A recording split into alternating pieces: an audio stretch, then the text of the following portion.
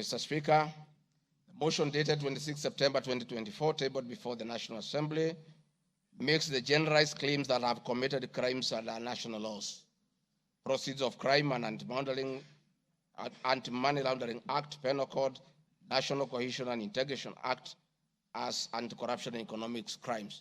It is on the basis of the claim that it is said that the threshold of impeachment has been met.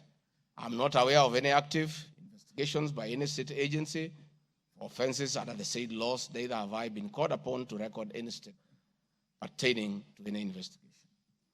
Just like any other Kenyan, the Constitution accords me the presumption of innocence in relation to criminal offenses until the contrary is proved in a court of law on a specific standard of evidence. Therefore, in the absence of any active investigations by any investigative agency in Kenya, I do not believe that there can be any serious reason to believe that I've committed any offense. Otherwise, that will be an indictment of the intelligence agencies as well as investigative agencies. Therefore, it is inconceivable that the threshold of the impeachment motion as defined in Article 145 of the Constitution can solely be based on the perception of the mover of the motion in the absence of any other evidence. I heard the mover this morning saying that all we need to do is to believe in him. I believe that cannot be the position. We need actual evidence against the Deputy President. The net effect of the impeachment of this basis of allegations of criminal offenses, whose evidence has not been tried and tested in court of law or by bodies mandated to investigate, would be to disqualify me from the possibility of holding public office in relation to Article 99(3) without the benefit of due process of law and exhaustion of the systems of appeal as provided in the Penal Code. Mr. Speaker, I do not wish to respond to the issues I had this morning that are outside the motion. I want to confirm that I have tremendous respect for Kenyan women, and I have never disrespected them. What has happened is that as politicians, there is always propaganda to undermine somebody. I call upon anybody with evidence that I have ever disrespected that person to come out and provide that evidence. I had my very great friend, the Honorable Faith Gitau, say that I disrespect women. Many times I've been to Nyandarua. I've referred to Honorable Faith Gitau as Ngatha. Ngatha is a Kikuyu name for a woman of great respect. That I have done countless times, is on video.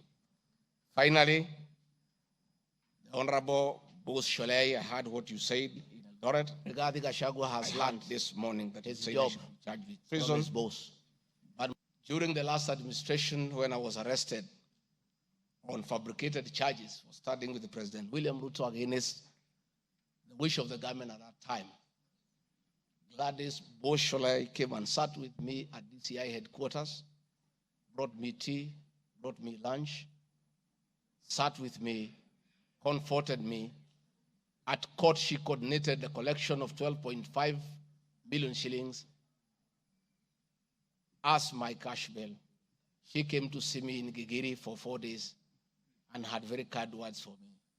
Despite what you have said, my sister, I do remember that one good thing that you did for me, and I'll love you and cherish you for the rest of my life. Finally, Mr. Speaker, as I wind up, I want to appeal to this Honorable House to consider the allegations against me by the mover of the motion, weigh it against the attached evidence,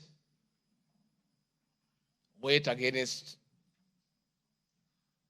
my defense and the attachments and the videos that I've played in this house. And exercise your mind and exercise your discretion. Search your conscience and decide if Rigathi Gachagua is guilty of any of those allegations or is undergoing a political process. If you are so persuaded and you search your conscience, without any intimidation or coercion or inducement, and you think is the right thing to do, please go ahead and do so. If you search your conscience and listen to the issues that have been adduced here, and you find that there are no grounds to impeach the Deputy President of the Republic of Kenya, please make the right decision. But as you do so, many members who are in this House remember what President William Ruto as Deputy President went through. And most of us stood with him.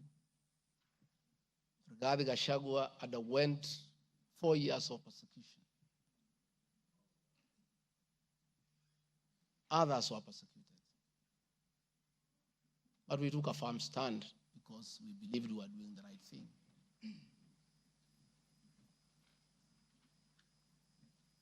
His family underwent humiliation. His friends underwent humiliation.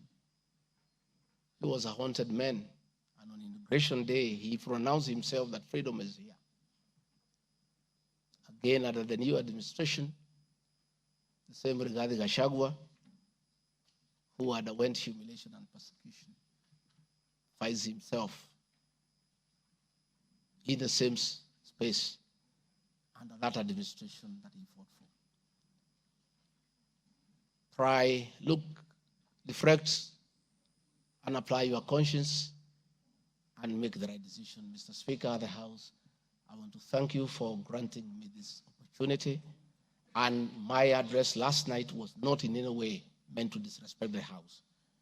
Despite, Mr. Speaker, you having ruled that the matter should not be taken out of the House, it was being discussed in every TV station, in every meeting across Kenya. And Kenyans did not have a chance to also hear my side of the story. So I decided, since the accusations against me were everywhere in the country, the people of Kenya, and more so those who voted for me and President William Ruto, deserved also to hear my side of the story. I have tremendous respect for the National Assembly and your ability and capacity to make the right decision. Mr. Speaker, I want to thank you. Asanteni sana. Thank you very much, Deputy President. Thank you very much, Deputy President. I'm sure your fears that you will not be heard fairly have been allayed. You've been heard in absolute silence. You've been heard with total decorum